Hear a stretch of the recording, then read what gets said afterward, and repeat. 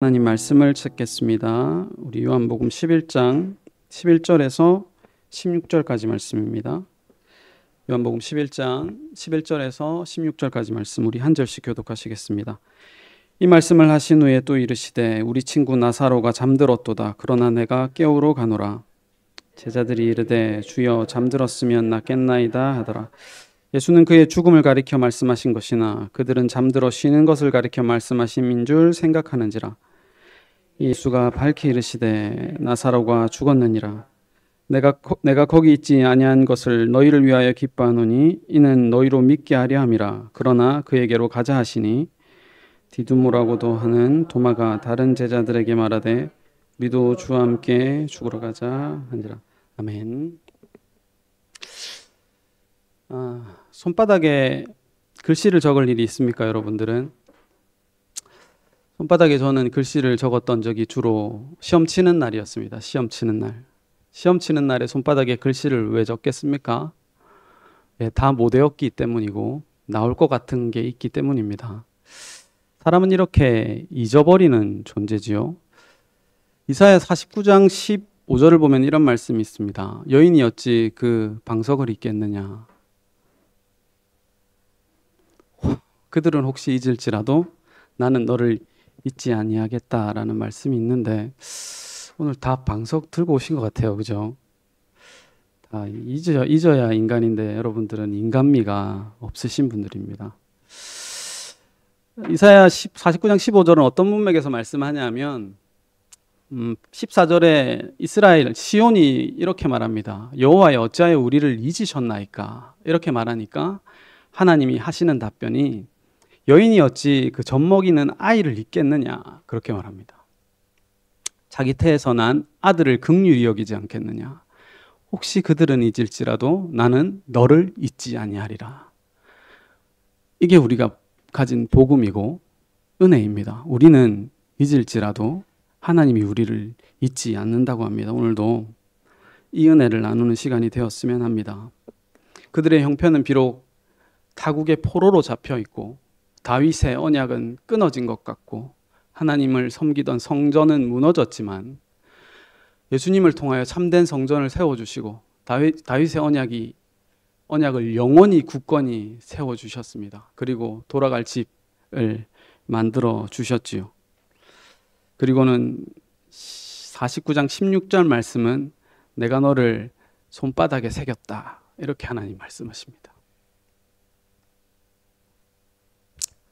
잊지 않겠다는 그 하나님의 각오가 오늘 은혜로 임했으면 좋겠습니다. 요즘 그 테토남이라는 단어, 에겐남이라는 단어 아십니까? 테토남, 에겐남, 에겐녀, 테토녀 이런 단어 제가 유행에 민감하다 보니까 아는 단어인데요. 테스토스테론 생물학 시간에 배웠나요? 에스트로겐 저 까먹은 지 오래돼가지고 에스트로겐은 여성 호르몬을 말하고 테스토스테론은 남성 호르몬을 말합니다. 그래서 좀 이렇게 남자인데 이렇게 자신감이 넘치고 좀 남자다운 사람을 보고 테토남이라고 하고 테토남에 초점이 있는 것이 아니라 보통은 에겐남에게 초점이 있는 것입니다. 너는 왜 남자인데 이렇게 남자답지 못하고 소심하고 이렇게 여성스럽냐 할 때 너 참 에겐남이다, 에겐남스럽다라고 말하고 이제 좀 남성다운 여자에게 말할 때 너 테토녀 같다 이렇게 이제 요즘 아이들이 주로 쓰는 말인데 저는 테토남 같습니까? 에겐남 같습니까? 어떤가요? 정은이에게 물어보면 저는 생전 태어날 때부터 테토남입니다.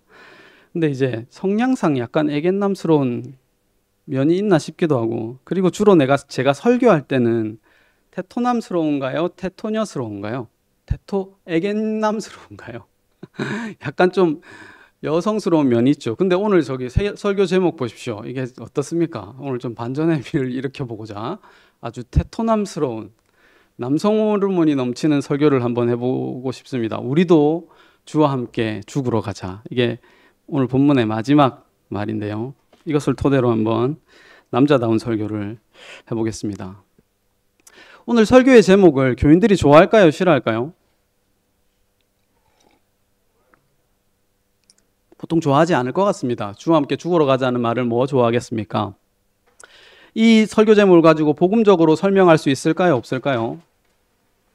이제 복음을 아신다는 분들은 주로 죽음이라는 것, 자기 부인이라는 것, 자기 십자가라는 것을 긍정적으로 보기 때문에 주와 함께 죽으러 가자는 말을 충분히 여러분이 은혜 받을 수 있게 잘 전할 수 있을 겁니다. 예, 적절한 타이밍에 웃어줬어요. 저기 설교 결론까지 다 그래 한번 해보겠습니다. 1941년 12월 7일에 아침 7시 48분이었답니다. 하와이에서 무슨 일이 일어났는 줄 압니까? 네? 대폭발이 맞아요. 저는 표현은 못해도 맞는 말입니다. 예. 그 진주만 공습 이렇게 좀 고급스럽게 표현해 주세요. 대폭발이 뭡니까? 진주만 공습이 일어났죠. 일본이 이제 기습을 했습니다. 진주만에 있는 태평양 부대, 미군의 태평양 부대를 기습했는데 그 일본의 공군 부대의 이름이 뭔지 압니까? 아무도 모릅니까? 진주만 그 공습하라고 하는 일본 자위대 틀린 말은 아니에요. 정말 공습하는 부대를 저는 카미카제라고 알고 있었어요. 카미카제 부대라고. 근데 아니더라고요. 공부를 해보니까 기도 부대랍니다. 기도 부대. 그때 당시에 이렇게 출격했던 400몇 대의 일본의 공군 비행기는 한 7%에서 8% 정도만 격추당하고 다 무사히 돌아왔답니다. 카미카제 부대는 뭐냐면 일본이 이제 거의 전쟁의 폐색이 짙던 1944년 필리핀 해변에서 미국과 싸울 때 이제 폭약도 없고 그러니까 이제 그때 뭐 10대 후반, 20대 초반에 뭐 운전도 잘 못하던 병사들을 태워가지고 자살 부대한 거죠. 비행기로 이제 항공모함이나 배를 향해서 돌진했던 겁니다. 그 자살 부대를 카미카제 부대라고 하더라고요.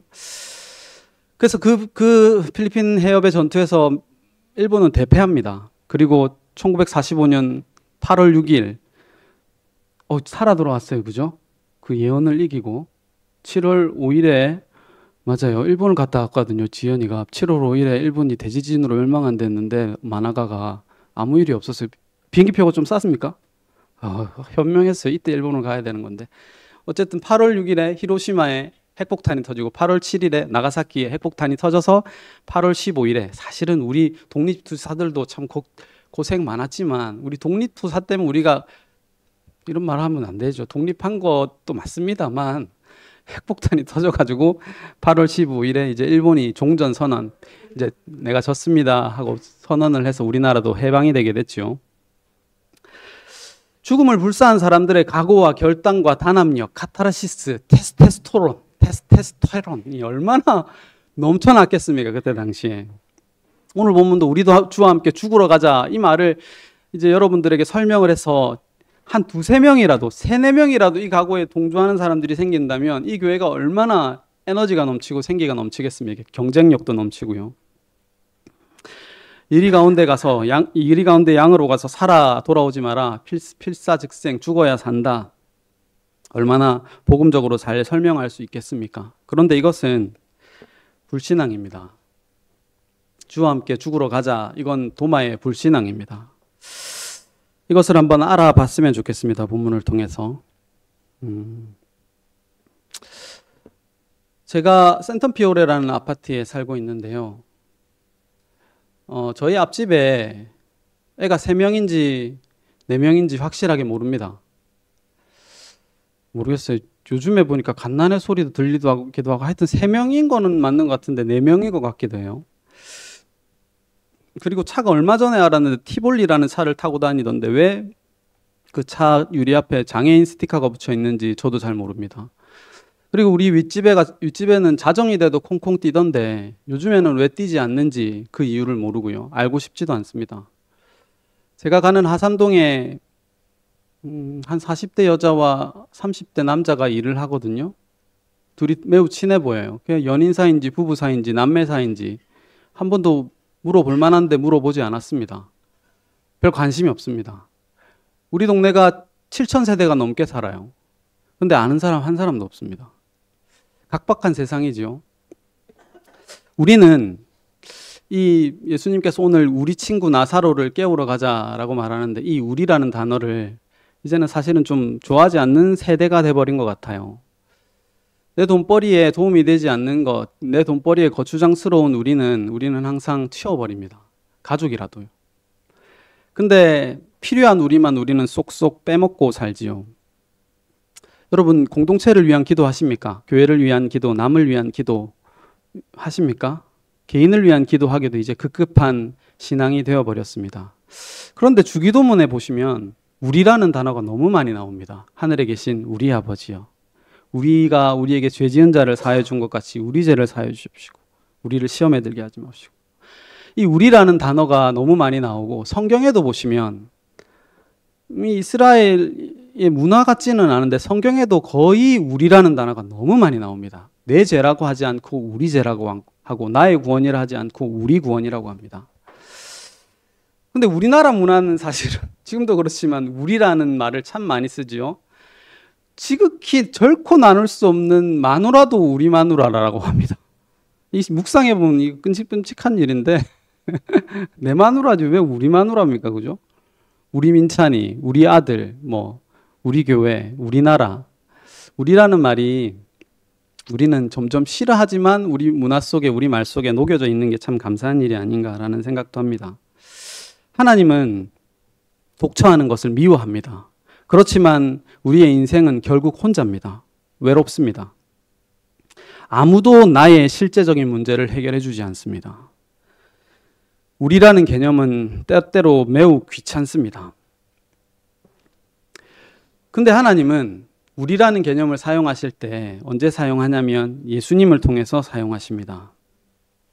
너와 나는 우리라고 말씀하여 주십니다. 예수님께서 말입니다. 우리 민수기 12장 3절을 한번 찾아보시겠습니까? 민수기 12장 3절을 보시면 모세에 대해서 묘사하는 구절이 나오는데요. 한번 찾아보시면 좋겠습니다. 또 찾아놨습니다. 제가 친절하게. 안 찾고 싶은데 제가 착해져가지고. 그래도 성경이 있으신 분은 한번 찾아보세요. 민수기 12장 3절 다 함께 읽어보겠습니다. 시작. 12장 3절. 디두모 말고요. 방송실 12장 3절. 시작. 이 사람 모세는 온유함이 지면의 모든 사람보다 더하더라. 아멘. 여기서 모세를 온유하다고 표현하죠. 비교급입니다. 그죠? 지면의 모든 사람보다 더하더라 라고 말합니다. 모세가 어떤 온유함이 있었을까요? 이걸 대부분의 사람들은 이제 윤리 도덕적으로 보는데요. 한번 질문해 보겠습니다. 여러분, 천국에는 윤리 도덕이 있을까요? 없을까요? 천국에 윤리 도덕이 없으면 천국입니까? 지옥입니까? 손 들으려고는 할게요. 천국에 윤리 도덕이 있을 것 같기도 하죠. 근데 그건 이 세상의 찌들은 우리의 관념입니다. 왜 천국에 윤리 도덕이 필요합니까? 윤리 도덕이 필요한 건 내가 악하기 때문이고 너도 악하기 때문이에요.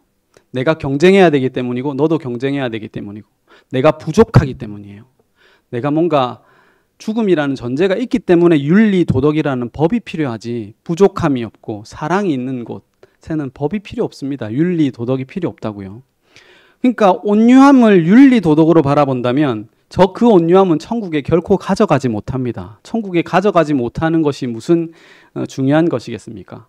저기서 모세가 온유하다고 표현하는 이유는 온유하다는 말은 원어로 찾아보면 온유함이라고 번역해도 되지만 낮아졌다, 비천하다 뭐 이런 단어기도 합니다. 모세는 이집트의 왕이 될 수도 있는 사람이었습니다. 왕자였죠. 그런데 그 보좌를 버리고 자기 백성의 고난을 위하여 내려왔습니다. 그죠? 물론 그 과정 속에서 모세의 연약함, 어쩔 수 없는 그리로 몰아가시는 하나님의 인도가 있었지만 왜 성경이 그걸 보여주고 있냐면 하늘의 왕좌를 버리고 우리의 고난에서 벗어나기 위하여 내려오신 예수님을 표현하기 위해서입니다. 그것이 온유의 뜻입니다. 우리 성경 가지신 분은 민수기 12장 1절 한번 읽어주시겠습니까? 아무나 12장 1절 한번 읽어주십시오.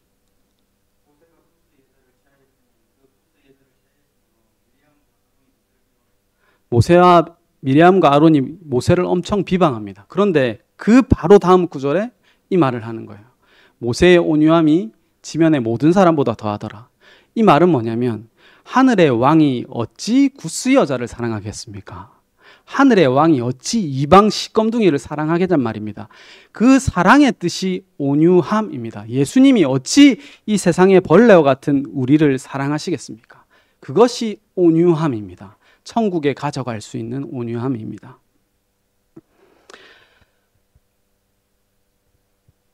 사랑은 오래 참고 사랑은 온유하다고 말합니다. 나는 마음이 겸손하고 온유하니 나의 멍에를 메고 내게 배우라. 그리하면 너희가 쉼을 얻으리라 라고 말하는 것이 예수님이 가지신 온유함입니다. 창녀와 같은 우리와 연합하시고 무거운 짐을 내려주신 온유함입니다. 우리 요한복음 16장 34절 한번 다 같이 읽어볼까요? 시작. 이것을 너희에게 이르는 것은 너희로 내 안에서 평안을 누리게 하려 함이라. 세상에서는 너희가 환난을 당하나 담대하라. 내가 세상을 이기었노라 하시니라. 아멘. 말씀이 어디 있나요? 우리 마음 가운데 있죠. 예수님이 우리 마음 가운데 자정하신다는 뜻입니다. 천지를 만드신 말씀이 우리 마음 가운데 오셔서 우리를 새 영이 되게 하셨고 새로운 피조물이 되게 해주셨어요. 그래서 예수님이 말씀으로 지금 본문에서 말합니다. 내가 너희에게 이른다. 근데 그 이르는 것에 있어서 뭐가 핵심이냐면 너희가 세상에서 환난을 당한다. 우리는 여기에 초점이 가요. 너희가 세상에서 환난을 당한다. 예수님의 말씀은 그게 거기에 초점이 있는 것이 아니라 너희가 당하는 환난도 이길 만큼 평안을 누리게 하겠다. 내가 너희에게 이르노니 평안을 누리게 하겠다. 너희가 그 환난을 이겨내라가 아니라 내가 너희에게 이른다. 내가 세상을 이겼다. 이걸 우리에게 이르는 거예요. 수고하고 무거운 짐은 예수님을 만나고 나서 있는 게 아니라 예수님을 만나기 전에 있는 겁니다. 수고하고 무거운 짐진 자들아 다 내게로 오라. 내가 너희를 쉬게 하리라. 나는 마음이 온유하고 겸손하니 내 멍에를 메고 내게 와서 배우라. 그리하면 너희 마음에 쉼을 얻으리라. 우리 마음 가운데 무거웠던 환난이 십자가를 만나니 쉽고 가볍게 됩니다. 예수님이 세상을 이겼기 때문에 우리 마음 가운데 환난을 지고 예수께 가니 내가 너희에게 평안을 주노라 이렇게 말하는 거예요. 그게 예수님이 가지신 십자가의 복음의 힘입니다. 성경은 그걸 말하고 있습니다. 우리 본문 16절을 우리 다 함께 읽어보겠습니다. 시작. 디두모라고도 하는 도마가 다른 제자에게 말하되 우리도 주와 함께 죽으러 가자 하니라. 이 말이 사실 되게 생뚱맞은 말이거든요. 앞에 문맥을 보시면 나사로가 잔다라고 하니까 예수님 자면 쉼이 있을 테니 잔다는 건 회복한다는 뜻입니다. 그러면 무슨 걱정을 합니까? 라고 말했는데 예수님의 지금 나사로를 향한 시각과 제자들의 시각이 너무 다르죠. 나사로는 사실 죽었어요. 그러니까 예수님이 아니야, 나사로는 실로 죽었다라고 말합니다. 근데 대뜸 도마가 지금 이제 나사로를 깨우러 가자라고 하니까 도마가 저 말을 합니다. 우리도 주와 함께 죽으러 가자. 이게 무슨 말이에요 도대체? 지금 나사로 살리러 가자는 예수님의 말에 왜 도마는 저런 말을 했을까요? 도마의 마음 안에 있는 걸 보셔야 됩니다. 그 앞에 예수님이 뭐라고 했냐면 우리가 유대로 가자. 우리가 유대로 다시 가자 그랬거든요. 그러니까 제자들의 마음이 뭡니까? 예수님 지금 유대로 가면 예수님 돌 맞아 죽습니다. 좀 전에도 예수님 돌로 치려 하지 않았습니까?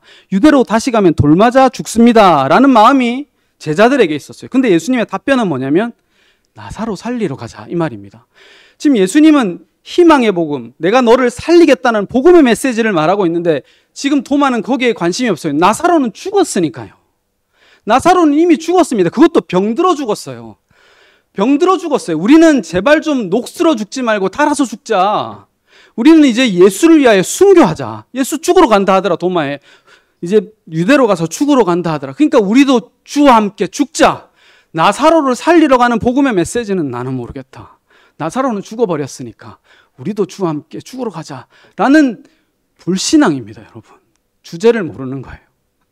우리는 테토남이 아닙니다. 우리는 책임질 수 없어요. 올라오지 마라. 제발 좀 올라오지 말고 나 혼자 갔다 올게. 그게 예수님의 십자가 복음입니다. 우리는 도무지 올라갈 능력이 없습니다. 여러분, 사람은 너무나도 자연스러운 일이 하나 있어요. 배고프면 먹죠? 똥 마려우면 똥 싸고요. 그것만큼 자연스러운 일 중에 하나가 뭐냐면 다 죽습니다. 알고 계십니까? 다 죽어요. 우리는 다 시한부 인생입니다. 그걸 감추고 살 뿐, 그걸 위장하고 살 뿐. 죽을 놈이 무슨 죽으러 갑니까? 죽을 놈이 무슨 저장을 하고요. 죽을 놈이 무슨 치장을 합니까? 죽을 놈이 무슨 테토남입니까? 에스트로겐이 넘쳐나는 게 당연한 겁니다. 죽을 놈이니까요.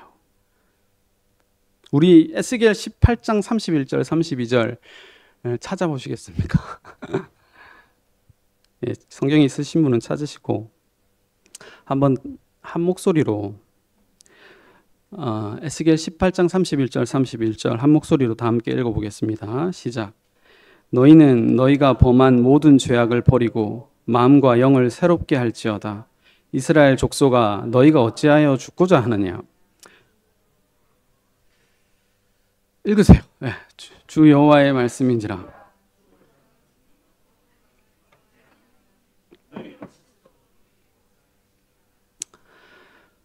눈물이 안 납니까? 저 애견남이라서 그런가요? 죽을 자가 죽는 것도 내가 기뻐하지 아니하노라. 너희는 스스로 돌이키고 살지어다. 스스로 돌이키고 살지어다. 이렇게 말합니다. 하나님이. 죽을 자가 죽는 건 나 기뻐한다. 제발 죽지 마라 라고 말씀하십니다. 성경에 보면 아브라함은 자기 죽음보다 더한 아들의 죽음을 감당하면서 모리아 산으로 올라갑니다. 다윗은 그 무서운 골리앗 앞에 소년임에도 나아가서 죽으면 죽으리라는 신앙으로 나아가요. 새 친구는 풀무불 속에 들어갑니다. 다니엘은 사자굴에도 들어가요. 에스더는 죽으면 죽으리라 하고 왕 앞에 나아가죠. 바울은 예루살렘으로 가면 죽는다는 수 없는 염려와 예언까지도 듣습니다. 나 예루살렘에서 죽을 거야 하고 올라갑니다. 근데 아무도 안 죽어요, 여러분. 누구 한 명도 죽이지 않습니다. 숯불에 걸린 수장을 보라라고 말합니다. 홍해는 이스라엘의 염려와 기도로 갈라지지 않아요. 두려움과 원망했습니다. 그런데 갈라집니다. 나사로는 마리아와 마르다의 기도와 열심으로 살아나지 않습니다. 원망했습니다. 그런데 나사로야 나오너라 하니까 나옵니다. 한 사람도 죽지 않았습니다. 돌이켜 살아라 라고 말씀하십니다. 누구든지 그리스도 안에 있으면 새로운 피조물이라 라고 말합니다. 우리 요한복음 15장 14절에서 15절 다 함께 읽어보겠습니다. 우리 요한복음 15장 14절에서 15절입니다. 네, 다 함께 읽어보겠습니다. 시작. 너희는 내가 명하는 대로 행하면 곧 나의 친구라. 내가 너희를 종이라 하지 아니하리니 종은 주인이 하는 것을 알지 못함이라. 내가 너희를 친구라 하였노. 내가 내 아버지께 들은 것을 다 너희에게 알게 하였음이라. 아멘. 친구는 주인이 하는 것을 압니다. 주인이 하는 것을 모르면 종입니다. 아버지께서 친구에게는 다 알려주십니다. 그러면 알아야지요. 제가 예수를 아는 것이 중요하지 않다라고 했지 예수를 알지 않는다고는 하지 않았습니다. 예수를 안다라고 하는 우리의 열심과 각오와 결단이 아니라는 말입니다. 예수를 알려주십니다. 풍성하게. 지금 예수님은 나사로에게 친구라고 말합니다. 나사로가 지금 뭘 알았습니까 도대체? 죽었는데요. 나사로가 십자가를 알았습니까? 부활을 알았습니까? 부활 이후에 40일 동안 예수님께서 풍성하게 성경과 하늘나라에 대해서 제자들에게 설명하여 주셨어요. 그게 너무나도 중요한 알미입니다. 신약은 그렇게 쓰여졌다 봐야 됩니다. 예수님께서 40일 동안 제자들에게 하늘나라에 대해서 구약 성경에 대해서 그게 어떻게 그리스도의 나에 대해서 설명하고 있는지 풍성하게 설명해 주셨다니까요. 하늘에서 뚝딱 바울이 안 게 아니라 풍성하게 설명해 주셨어요. 근데 나사로는 아무것도 알지 못했어요. 본문의 정의대로 하면 알아야 친구인데 우리는 여전히 종인데 불러주신다니까요. 자격 없는 나사로에게 찾아가서 우리 친구가 죽었다. 내가 깨우러 가자. 이렇게 말씀하여 주십니다. 죽음을 불사하는 친구, 그게 의리 아닙니까? 근데 주와 함께 죽으러 가자 했던 도마는 도망갑니다. 제일 먼저.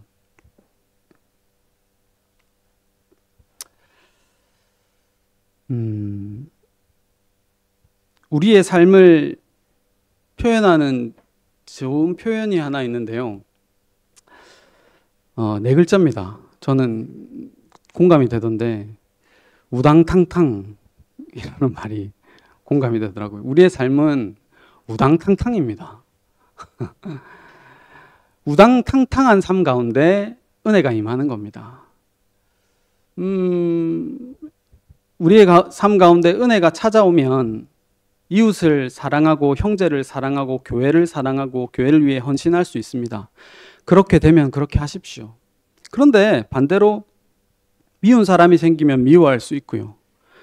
지겨우면 지겨워할 수 있고 살기 싫어할 수 있고 죽고 싶을 수도 있습니다. 돈을 탐낼 수도 있고요. 그런데 또 은혜가 임하면 이 돈 뭐 필요하겠나 헌금을 덥석 내기도 하고요. 또 내고 나면 아깝고요. 또 그 사람이 미워지면 내가 한 게 얼만데 내 공로 챙기기도 합니다. 우리의 삶은 그냥 우당탕탕입니다. 근데 그 삶 가운데 은혜가 임하는 겁니다. 내가 너희에게 이르겠다. 내가 세상을 이겼고 내가 창녀와 같은 너희에게 찾아와 온유함을 보여주겠다. 올라오지 마라. 내가 십자가에서 다 할게. 죽지 마라. 쫄지 마라. 돌이켜 살아라. 깨우러 간다. 이렇게 말씀하여 주시는 것입니다. 이 말씀이 공허한 말씀이 아닌 이유는 육신이 되어 오셨기 때문입니다. 우리는 말씀 앞에서 언제나 여자입니다. 모르겠습니다. 저도 이렇게 좀 생기 있는 말씀, 남자다운 말씀 할 수 있다. 죽음도 불사하자. 좀 해보자라는 결단 있는 말씀을 전하고 싶어요. 농담이 아니고요. 진짜 하고 싶어요. 그런데 성경을 쳐다보니 예수님이 다 하셨습니다. 그 은혜가 임할 것이고 그리고 반드시 열매도 맺게 하실 겁니다. 이 열매가 어떻게 맺어지는지 잘 봤으면 좋겠습니다. 배려를 너무 많이 하면 사람을 베린다고 하더라고요. 언어 유인데 멋있는 말인데 배려를 너무 많이 하면 사람을 배려 놓는다라고 말하더라고요. 근데 우리 인생은 이미 충분히 무지하게 배려 있습니다. 그래서 우리에게는 배려가 필요합니다. 위로가 필요하고 사랑이 필요합니다. 이 말이 지겹지 않았으면 좋겠습니다. 내 안에 테스토스테론은 세상 앞에서 부리십시오. 제발. 마누라 앞에 부리시고 은혜 앞에 말씀 앞에는 여자로 사시는 저와 여러분이 되셨으면 좋겠습니다. 주와 함께 우리도 죽으러 가자. 이 말을 내려놓고 참된 생명이 되신 그 생명이 우리를 위하여 죽어주신 그 사랑 앞에서 은혜를 누리시는 저와 여러분이 되셨으면 합니다. 기도하시겠습니다. 고마우신 하나님, 오늘도 그 십자가 사랑을 듣게 하시니 감사합니다. 내 형편이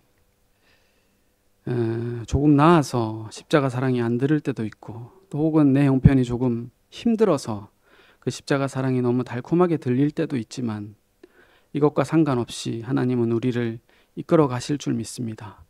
그 이끌어 가심을 반드시 열매 맺게 하실 줄도 믿습니다. 그 열매를 걱정하지 말게 하시고 편안하게 우당탕탕 거리더라도 열심히 살아가는 저희들 되게 하여 주시옵소서. 예수님의 이름으로 기도합니다. 아멘. 우리 찬송